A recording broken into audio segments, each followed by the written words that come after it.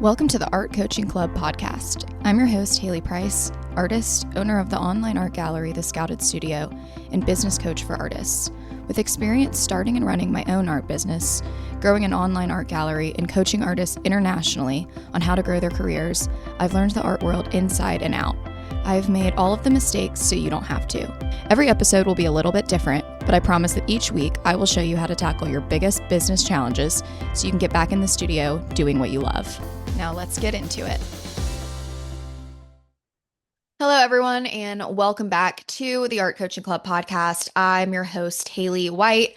I am so excited to be here today because we are going to talk about something I think a lot of you would like to learn more about, and I feel like I learned a lot from this experience, and that is how I sold out my Reading Girl painting collection in just 4 hours. So specifically what we're going to get into is stylistically how I came to develop the Reading Girls, how I planned the launch, executed the launch, and then little takeaways as to why I think it sold out so quickly, but also things that I'm doing post-launch. Like, for example, I might need to look at my pricing strategy because sometimes selling out super quickly isn't always, it's never a bad thing, but it could be an indicator that your prices need to change. So we're going to break all of that down today, everything from planning, mindset, marketing, email strategy to the sellout and the day of. So I'm recording this pretty close to when that happened so that it's fresh on my mind, but I also wanted to give it a couple days just so I could, reflect, pause, see what I learned, all that good stuff. So that's what we're going to get into. Why I think this matters for you is I think if you're looking to grow your sales, I think the launch strategy can be great. I don't think it's a one size fits all, but I think it can be positive for a lot of artists. So I think this will be a really helpful episode, even if, you're not working in collections. I think there was a lot of little takeaways that anyone can benefit from. So let's start at the beginning and let's talk about how I kind of tested the idea first, or even before that, let's talk about how I came up with the idea for the Reading Girls. So it started with my 30-day creative challenge that I gave myself, I believe back in March. Yeah, that would make sense. I was trying to remember if it was April, but it was definitely March. Every single day I was trying to do something creative, and it started with, different paintings and just going out and doing fun things. And I was kind of starting to run out of ideas. And so I went on Pinterest and was like, okay, maybe I'll, spark some ideas here. I had 2 canvases that I had already painted on, and I painted a tablescape, and although I liked it, I thought it was good. I didn't love it. I didn't really want to hang it in my home. And so I thought I would paint over it. Also, as a little bit of a sidebar, if you're struggling to figure out what to paint or you're kind of in a standstill, paint things you want in your own home. I mean, this was a little bit different because it was a creative challenge for me. And so I was just painting to paint, hence the tablescape. But I had no problem painting over it because I didn't want to hang it in my own home.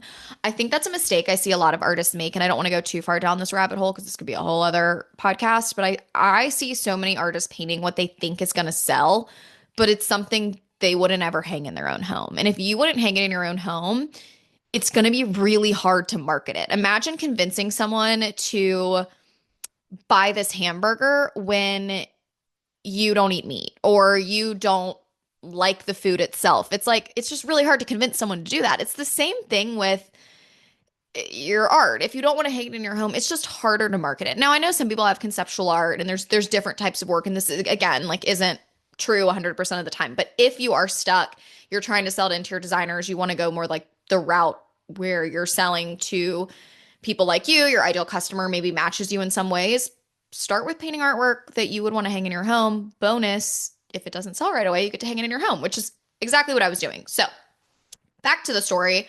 I was creating these pieces or I was scanning Pinterest, came across one of those aesthetic photos of just a girl reading. It wasn't anything crazy. And I was like, I want to paint that. It was a pretty basic picture of just a girl, with her knees up reading a book. As if you've seen the paintings, you kind of know the layout. And I thought, all right, let's try it. And so I had those 2 canvases, I painted over them, and I loved it because, one, if you know anything about me, I'm a huge reader. So as I was painting it, I was like, oh, this girl really speaks to me, probably because it was almost like a self-portrait in a way. But 2, I think the simplicity of the subject matter itself, like it's not overly complex, gave me a lot of flexibility with color and to play around. And then I started, bringing in embroidery, and I just had so much fun with it. And then as I started sharing it, I shared it mainly on Instagram, and then I have been exploring TikTok, and it just took off. Like every time I did a turnaround video on TikTok, it would get thousands and thousands of views, and I don't even have 1,000 followers. I'm like about to hit it, so maybe I'll be at 1,000 by the time this podcast comes out. But you know, like 6,000 views, 5,000 views, which were a lot for me. And then on the flip side, on Instagram, I was sharing it, and just it was constant feedback. How can I buy it? How can I learn more? And so those first, let's say the first two sold, one on TikTok and one on maybe Instagram. I can't remember. And they were both, I would say relatively expensive. Actually, they both sold on TikTok, so if you guys aren't on TikTok, we can talk about that as well. But then I started painting more in different sizes, and people were buying them. And that whole first grouping of maybe 7 that I painted all sold. And so I was like, okay, that is proof. I love painting these. I'm so attracted to them. I love the looseness and the way I get to play, but the audience is there as well. So I really was taking feedback on what people were saying, what they liked, what they were, someone was like, I want a blonde one, I want a redhead. And I was like, all right, this is good. This is great feedback. And then I also was really, kind of testing the market with those first few pieces. And I realized, okay, there's something here. Let's do a formal launch. So what I did was I decided to plan a launch. I knew my schedule was really busy in April and most of May. So I planned it for the very end of May. Actually, Memorial Day was the VIP launch day. And then the day after Memorial Day was the formal launch day, which was really dumb. When you work for yourself, you just neglect these types of long weekends and these holidays. So it was not on my radar. I don't recommend doing that. Like I happened to get lucky and it worked out, but I don't recommend it. But I did plan based around when I thought I would have a little bit more flexibility. And I just started painting. I loved painting these, so they were coming out of me really quickly. And the great thing with what I gave myself, which was about probably a month and a half to 2 months of, runway, is that I could share every single painting before they actually went live. So I was sharing reels, I was sharing posts, I was also still painting. So I had, live things I could share in stories, things I was working through. And it gave everyone this inside look at the creating of the collection, but also it gave them enough time to figure out what pieces they wanted. It gave them enough time to really want the work. And so during that month and a half long period, I was sharing pretty much every day on Instagram, and I'll get back to the marketing strategy, but I also was building my VIP interest list. So I have a pretty extensive email list already, but I wanted to create a VIP list specifically for people that wanted this collection, and I wanted to give them early access. And so what I was doing is all these people that were reaching out and they were like, "Oh my gosh, my sister would love this. Oh my goodness, this would make such a good gift. Oh my gosh, I need this for my library or my nursery or my bedroom, whatever." I would say, "Amazing. This is the date they're going live. Can I add you to my email list?" And I got yes after yes after yes. And I will say my email list grew to 35 people. I'm just going to be super transparent with you with the numbers, which is not anything crazy. 35 is not a lot of people, but when you only have 17 pieces in your collection, which is what I have, you only need 35 people on your VIP list. So I grew that VIP list, and that allowed, that longer timeline gave me enough time to really take the time to grow it. I mean, even up to the last day before the VIP list went out, Memorial Day weekend, I had like 5 people wanting to be added. And so what that taught me is that you can share, join my email list, but people don't see it the first, second, 10th time. And so I was sharing that pretty much like every other day. I also think that longer timeline allowed people to get interested, to share it, build curiosity. I was having a lot of conversations in the DMs with people, which was great because I was getting feedback on like colors and what people liked. And so I was doing more of that while I was creating the collection. And so I could give myself more time to paint what I knew people resonated with while also, doing all the things you need to do, which is like building hype and all of that. And I had the flexibility to take the time to share some more candid reels. I had my, professional camera, and I was taking good quality photos as well. But also it was a long enough timeline that if something came up and I wanted to share something that wasn't Reading Girls specific on my feed, it wasn't like I was only planning to launch this, it's in 2 weeks. So every single post has to be about this one collection. It was in a month and a half. So I was, sharing about other things. I was sharing about my life, and it kept the feed going. It kept the momentum. It kind of worked with the algorithm because I wasn't saying the same thing over and over again. I was saying the same thing over and over again enough that people knew, when the launch day was and what was coming, but I also was keeping it fresh. So I think that's something that's really important with timeline. I definitely recommend, at least a month now that I've kind of done this experiment.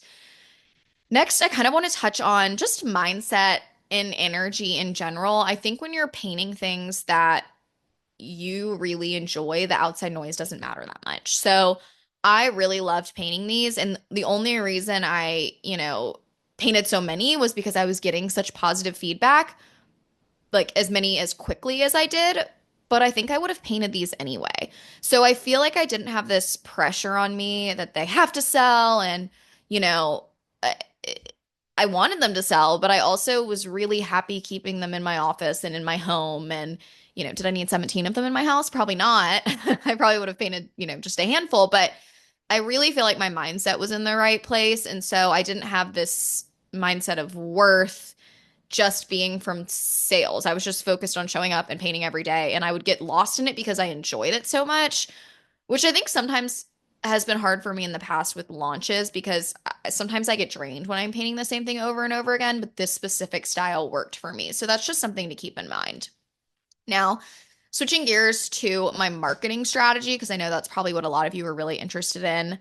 I promoted this across platforms. So I promoted on Instagram, TikTok, and Pinterest mainly, and we'll get to the email strategy as well, but I've already touched on the VIP list. So I'll start with Pinterest because that was the most basic. I feel like Pinterest is a completely different audience. I feel like all three of those are completely different audiences. But Pinterest, I just basically reshared everything from my Instagram. I've connected those accounts. I think I've talked about that on this podcast before. But if you connect your Instagram to your Pinterest account, it'll just automatically share things. So things were all automatically getting shared from my Instagram. And if anything performed well, I would like change the link in that pin to go to the VIP sign up page. I also uploaded every single product photo I took when I was putting those photos into Shopify to do the product listings. I uploaded those to Pinterest. And then the way my Pinterest works, it's connected to my Shopify. So it was also, automatically sharing those things as well. So Pinterest was kind of running. I didn't do a ton of work with it other than just like the images and then it automatically posting from Instagram.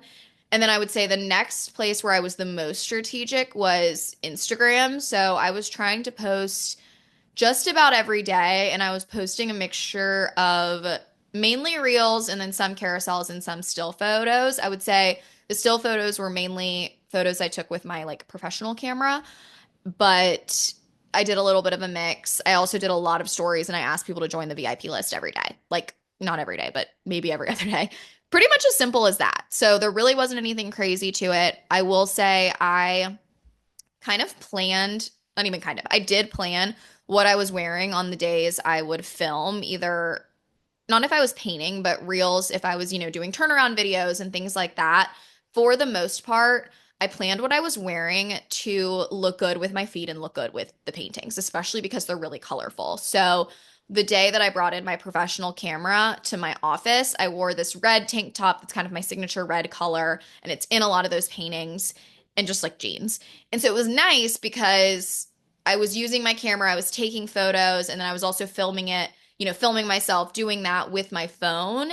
And those were so easy to build out my feed. And it looked really good because the color palette of what I was wearing matched the color palette of the collection. And it all looked really, in my opinion, really well branded. So that's just a little hack. If you're going to take the time to film yourself, you're going to take the time to get photographs done or take photos yourself, which is what I did, wear an outfit that totally complements the artwork. And if your artwork's really colorful, you can always go the muted black white route. But I felt like for mine, these paintings were such an embodiment of me. I wanted to wear work that complemented the work.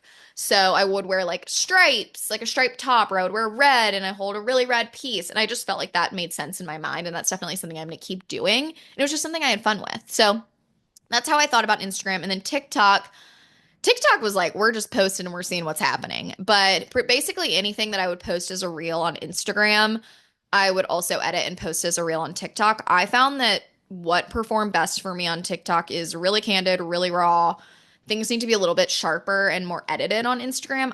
I feel like to do well, it's just different types of content. You can go and follow me on both. It's Haley Price White on both, and you can see the different types of content that does well. But specifically on TikTok, what I learned was just the simple, like so basic painting turnaround videos performed extremely well for this collection. And I was actually selling a ton of paintings in the DMs of TikTok or like from my first collection. And then I was getting people on the VIP list. So I would do those. And basically, my one recommendation is get a tripod, film yourself, and you don't want to turn the painting all the way around until the 5 second mark, is what I've read. And it works really well. I mean, I was having paintings, like I said earlier, getting 10,000, 5,000, 6,000, 10,000 views on TikTok. And then even the ones that would get like 300 views, like all it took was one person. They'd be like, oh my gosh, can I buy this? And I'd be like, well, it's, going live next week. And here's how you get on the VIP list, all of that. And so that worked out really, really well for me. And that was my strategy. And so I think for you, it's just thinking about what platforms are you already on? Where is your audience? Where is potentially a new audience? So I felt like Instagram was my core audience, and then TikTok and Pinterest were a little bit of a different audience, and that worked really well. And then my email strategy, pretty basic. I built that VIP list, like I said, 35 people. I sent it a day early. So I sent it on Memorial Day, which was probably problematic, but it's fine. And I sold 13 of the 17 pieces before the public release. With that in mind, obviously it went really well. I'm happy with how it went, but we did have a mishap. So for some reason, I think I know why, the VIP list only went to half my list, about maybe a little bit more than half. But there was a lot of people writing in and being like, oh my gosh, I added myself to the list, or you said you added me and I didn't get the email. And I don't know if people were upset, but you're reading DMs and I'm all frantic and it's Memorial Day and I'm on a boat and I'm like, ugh, what am I going to do? Such first world problems. But I didn't want people to be upset. They're like, I wanted to be on the VIP list and my piece I wanted is sold out. And so what I did was I would just personally DM them the private link, and I tried to handle it the best I could. And then I started mentioning, you know what, I'm going to open commissions. It's going to be fine. I'm so sorry. And I think what happened was sometimes my Klaviyo email will do smart sending, I believe that's what it's called, and it won't send an email to somebody that has received an email within a certain time period. And so because I did a launch last week for the Scouted Studio and I used Klaviyo for all of it, I'm wondering if that maybe flagged those people as like they'd already received an email the week before and so they didn't get it again. Or it could have been just some weird tech mishap. I don't totally know, but that did happen.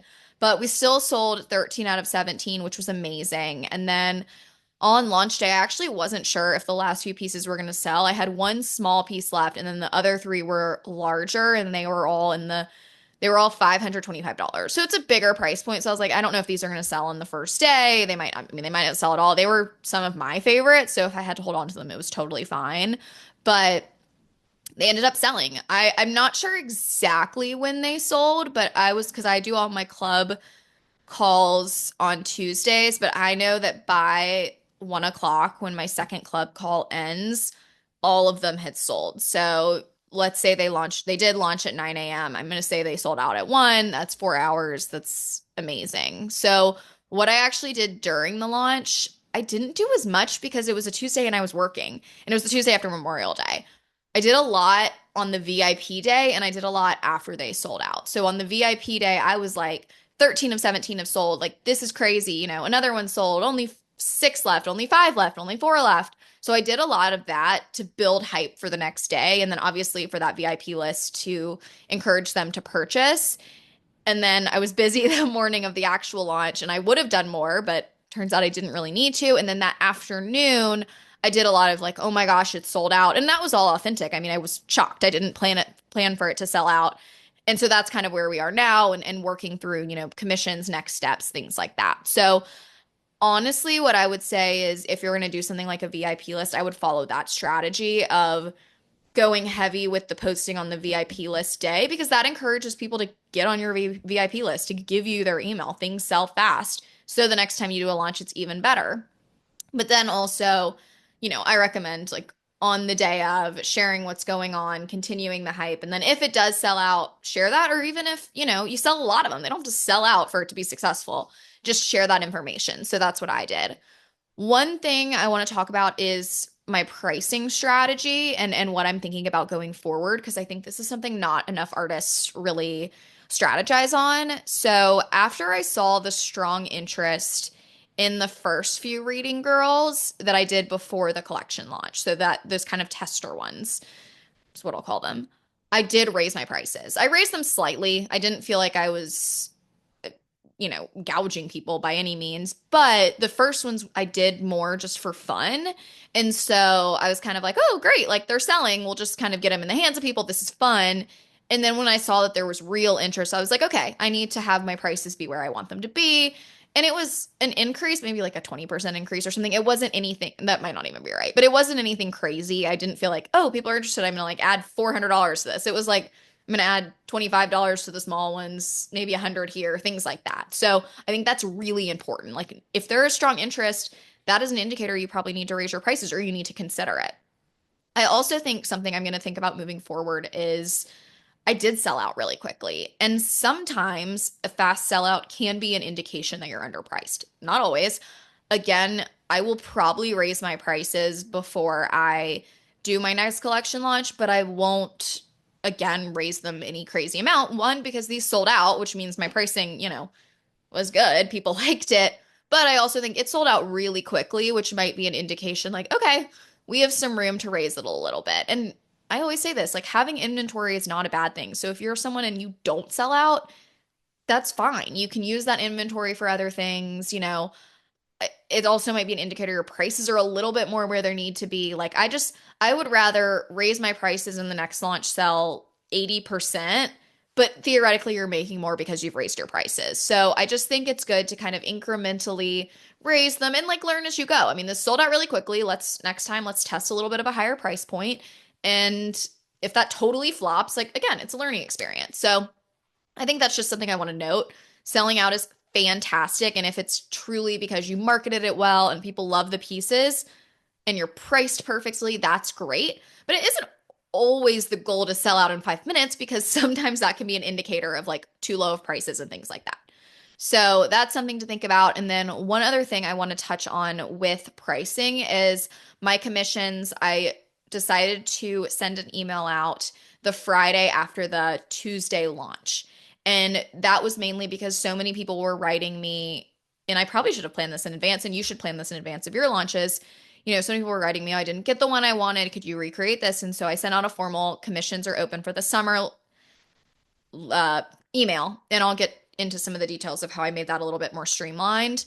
But I am raising my prices on my commissions. Again, not a lot. They're probably 10% higher, maybe 5% on some of them across the board. But that's just for the added time. It's so easy for me to paint something, put it on the website, and then people buy it.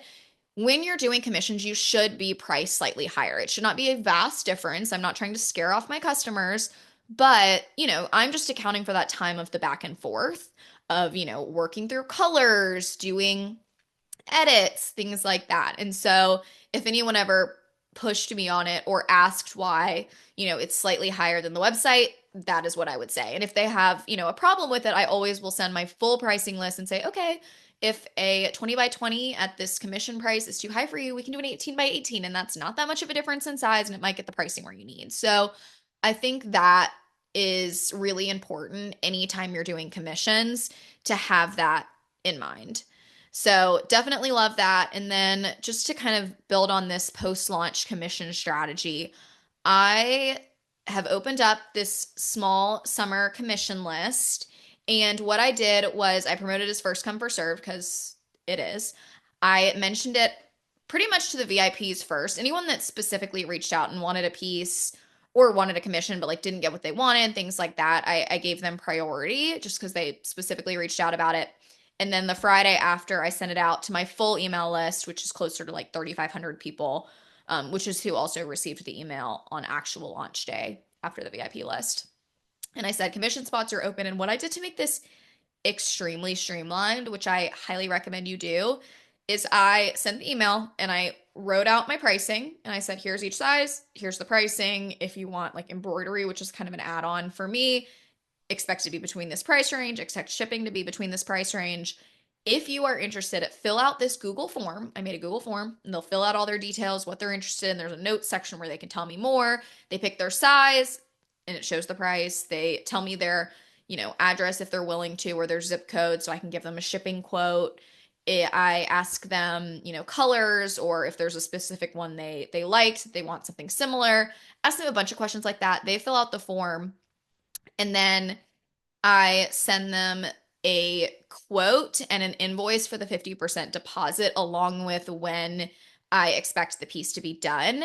And so that was super streamlined for me because they filled out the form, it went into a Google sheet, and then I actually set up a Zapier or whatever those things are called, a Zap, and I would get an email every time someone filled out that form. So it would be like, Sarah just filled out your commission form. This is the size she wants. And then what I would do is I'd go in, check the form, make a quote, send it to her in an email and include, you're 10th on my list. So this means I'll probably get to it by mid-August. But, to reserve your place in line on the wait list or however I phrased it, please pay your 50% deposit and here's what to expect. Here's next steps. I highly recommend you do that. I also highly recommend having a commission contract, even for small pieces. I recommend having really clear outlines with how the commission process works in terms of edits, all that good stuff. But that Google form, y'all, saved me so much time. It was wonderful. So that's definitely something I will continue to do. I don't do a lot of commissions. I have really prioritized the Scouted Studio, the club, this podcast. I don't plan on that changing. I love those things, but I have a lot of time this summer and I really want to get there some commissions. And then as I'm paying them, I have some ideas for like a really fun marketing idea, I guess, for my next launch. So I want to do more of these reading girls just because I want to execute this marketing idea, which I won't tell you yet, but it's something that's very reading girl specific. So I don't feel like I'm withholding information from you. But I'm really excited about that. And then kind of the last thing I want to share, or not the last thing, but another thing from a marketing perspective is the packaging and unboxing experience. For the first few that sold, I didn't have this idea yet and I didn't have the materials yet, but the Tuesday of launch day, I was talking to some club members and I was talking about how I wanted to maybe gift a book with the paintings or something like that. And they were like, oh, you should get printed marketing materials and do something like a library card or like those library due date stamps, things like that.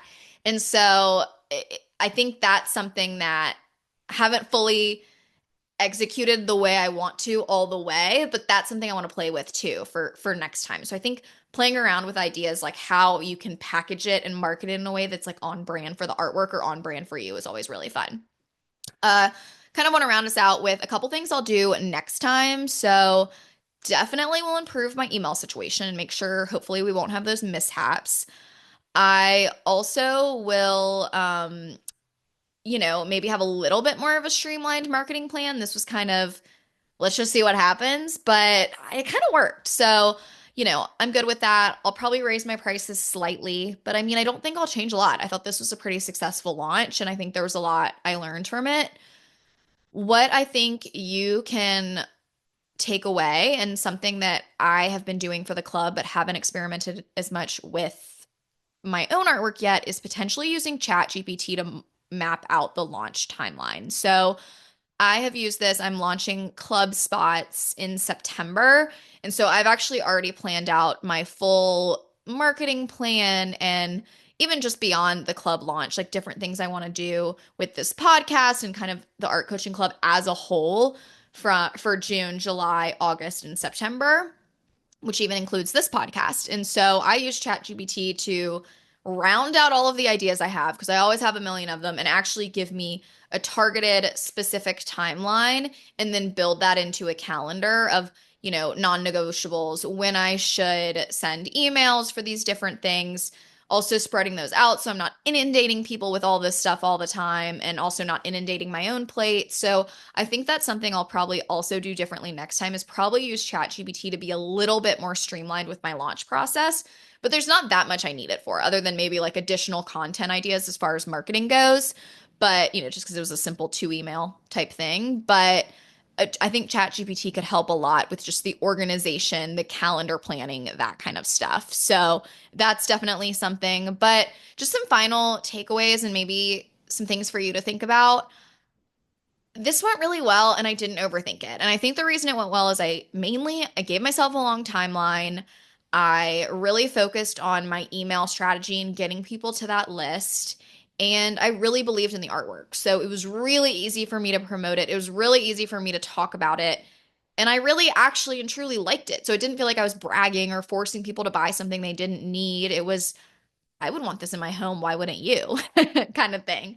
And so I think that's something to think about. I think if you have an idea, test it out. Don't be afraid to put things outside of your usual work or outside of your usual subject matter on social media. That's how I, found out these were a hit. I just posted them and people liked it. I wouldn't even have known to necessarily expand it into a full collection had I not done that. So I recommend, use your stories. Have, space in your feed to every once in a while put something that's a little bit different. And then give yourself a long runway when you are ready to launch. I think you don't need to wait for everything to be perfect to start building hype. I don't think I did that at all. But you also want enough time to make things good enough that launch day works well. So I'm really excited with how this launch went. I think I learned so much, and I hope there was some little things that all of you can take away from this. I'm also happy to answer any specific questions. So feel free to let me know what you're thinking. If you are interested in a reading girl, I do plan to create more. I want to do lots of fun marketing stuff like the library stamp idea and like actually some really fun stuff with some other readers and things like that. But you know, spots are open for commissions. And yeah, if you loved this podcast, consider leaving a rating and review and definitely consider either joining the club waitlist where we dive deeper into topics like this every single week, or consider Substack where I dive deep into different topics every week. And if you pay $8 a month, you get more extensive emails, and you get invited to my weekly creative coffee chat, happy hours, whatever you want to call them, with other artists. So definitely recommend checking those out. But I hope this was really helpful. I feel like this was a good way for me to go through what worked and what didn't with the launch. It was nice for me to make this outline and really think through everything and basically talk to myself, which is what I'm doing right now. But I think there was a lot I learned, and there's a lot I think I can pass on to you. And I think even the more I step away from this collection launch and why it sold out in 4 hours and what worked and what didn't and what I would do differently, I think the more I will be able to glean from it. But I wanted to share this with you while it was fresh. I hope it's helpful, and I'll talk to you soon.